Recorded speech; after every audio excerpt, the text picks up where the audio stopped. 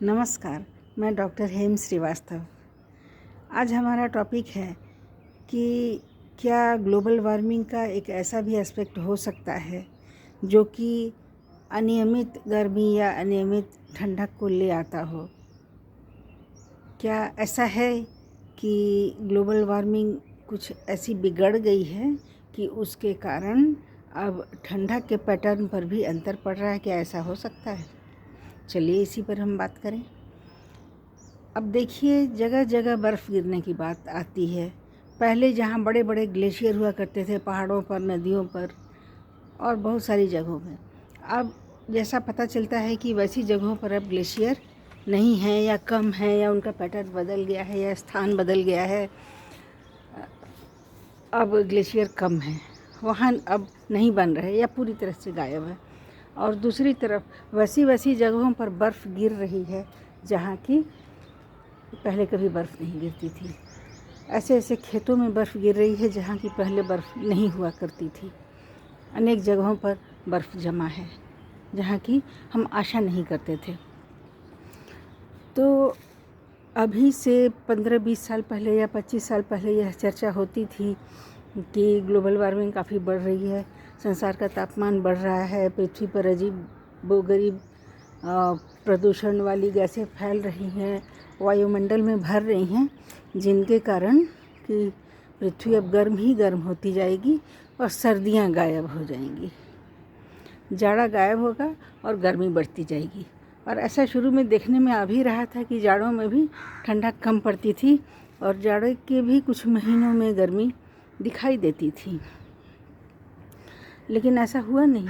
ऐसा इस मामले को जैसे जैसे प्रदूषण बढ़ रहा है और ग्लोबल वार्मिंग हमारी पृथ्वी से लिपटी हुई गैसों के कारण बढ़ रही है, वैसे वैसे तो गर्मी बढ़नी चाहिए थी और ठंडक घटनी चाहिए थी। और शुरू में ऐसा दिख भी रहा था, थोड़ा बहुत इस दिशा में प्रकृति जाती हुई दिख रही थी, लेकिन फिर ऐसा नहीं हुआ। फिर उसके बाद बड़ा अनियमित एक पैटर्न नज़र आने लगा जहाँ गर्मी भी बहुत ज़्यादा थी और जाड़ों में सर्दी भी बहुत ज़्यादा थी। अचानक से गर्मी को भी मौसम में हिमपात हो जाया करता है और जाड़े में तो कहिए ही मत, इतनी ज़्यादा ठंडक कहीं कहीं हो जाती थी है जहाँ की पहले कभी नहीं होती थी। और बर्फ़ वैसी जगहों पर गिरती है जहाँ की नहीं गिरती थी पहले। तो ये अनियमितता आ गई है। तो ये जो एक कयास लगाया जाता था कि जाड़े ख़त्म होंगे और जाड़े बिगड़ जाएंगे और जो हिल स्टेशंस हैं वहाँ पर ठंडक नहीं रहेगी, लेकिन वैसा अब हुआ नहीं। हिल स्टेशंस पर ठंडक ज़रूर कम हुई, मौसम का पैटर्न बिगड़ गया, लेकिन बहुत सारी नई जगहों पर ठंडक बढ़ गई, वो भी बड़े असामान्य ढंग से। तो इसके पीछे क्या वजह हो सकती है? इसके पीछे जो वैज्ञानिक कारण हो सकता है, उसके पीछे कंसेप्ट ये है कि देखिए, ग्लोबल वार्मिंग वाली गैसें जैसे कि CFC वगैरह, ये जो पृथ्वी को जब घेर लेती हैं तो इनका काम होता है टेम्परेचर को बिगाड़े रखना। और कैसे? वो तापमान को सोख करके, इनका काम हीट को सोखना होता है। तो जब हम पृथ्वी को गर्म करते हैं, गर्म हो रही है, लोकल वार्मिंग जब बढ़ रही है, तो ये पृथ्वी से आते ही प्रदूषण से जो गैसें जो बन रही हैं, उनके कारण जो गर्मी है उसको एब्जॉर्ब करती है। एब्जॉर्ब करने के कारण इनका वेवलेंथ बदल जाता है और ग्रीन हाउस इम्पैक्ट पैदा होता है। तो जब ये ग्रीन हाउस इम्पैक्ट हो रहा है तो इसके कारण पृथ्वी और गर्म हो रही है, क्योंकि ये वेवलेंथ को बदल दे रही हैं।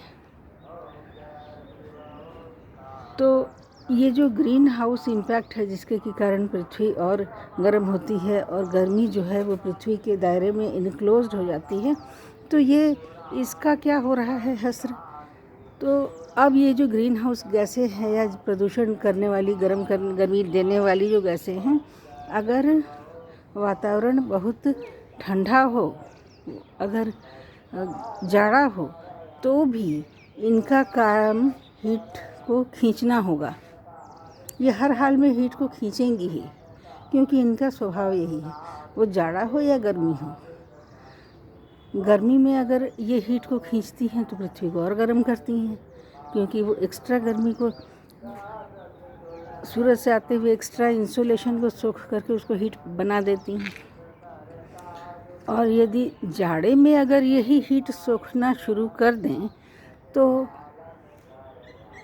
पृथ्वी के एटमॉस्फेयर में जो भी हीट है, जो भी रिमेनिंग हीट है, जाड़ों में तो ऐसे भी कम हीट है, तो उसको भी ऑब्जॉर्व कर लेती। तो वैसी स्थिति में क्या होगा? वैसी स्थिति में फिर यही होगा कि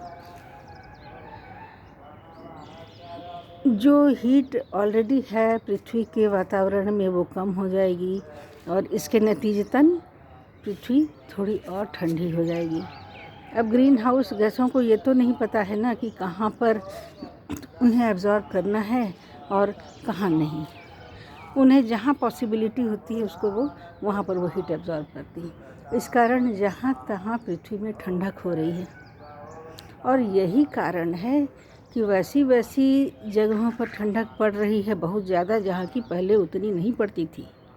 कहने का मतलब कि जाड़े तो हैं, खाली उनका पैटर्न बदल गया है। तो वैसी जगह जहाँ पर कि बहुत ज़्यादा ठंडक पैदा हो जा रही है, ये ग्रीन हाउस गैसों के कारण भी, वहाँ भी बहुत ज़्यादा ठंडक के कारण ये स्नो फॉर्मेशन या आइस फॉर्मेशन हो सकता है। तो यही वजह है कि बहुत सारी ऐसी जगहों पर बर्फ़ गिर रही है जहाँ की पहले नहीं गिरती थी।